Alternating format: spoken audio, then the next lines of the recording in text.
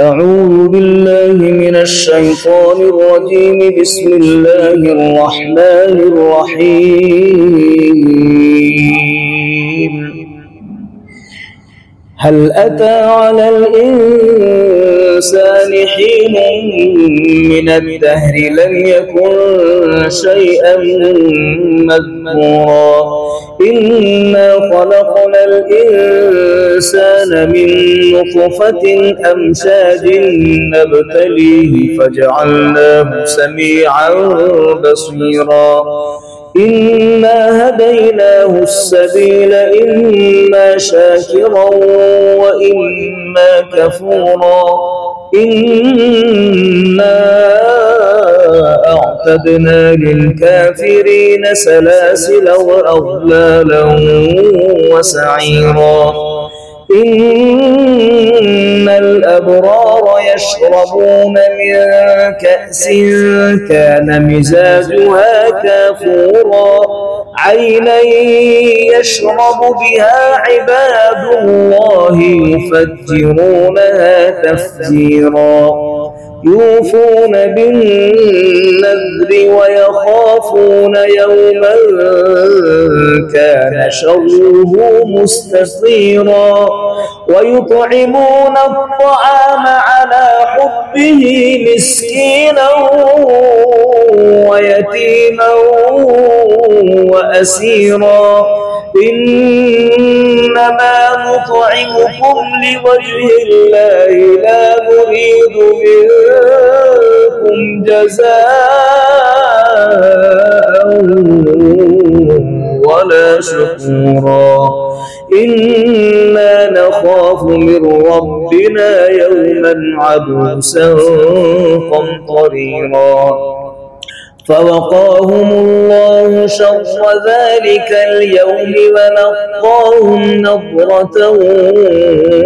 وسرورا وجزاهم بما صبروا جنة وحريرا متكئين فيها على الأرائك لا يرون فيها شمسا ولا زمهريرا ودانية عليهم ظلالها وذللت قطوفها تذليلا ويطاف عليهم بآنية من فضة وأكواب كانت قوارير من فضة قدروها تقديرا ويسقون فيها كأسا كان مزاجها زنجبيلا عينا فيها تسمى سلسبيلا ويطوف عليهم ولدان مخلدون إذا رأيتهم حسبتهم لؤلؤا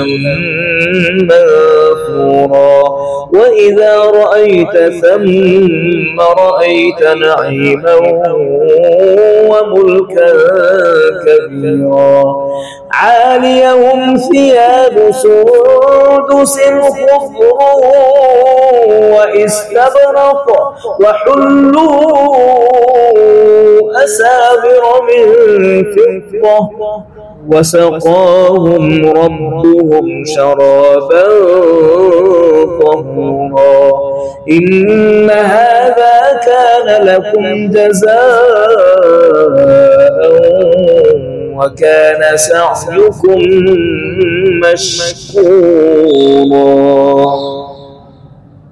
إنا نحن نزلنا عليك القرآن تنزيلا فاصبر لحكم ربك ولا تطع منهم آثما أو كفورا واذكر اسم ربك بكرة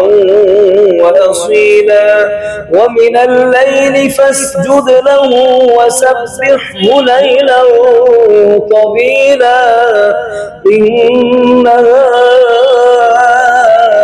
هؤلاء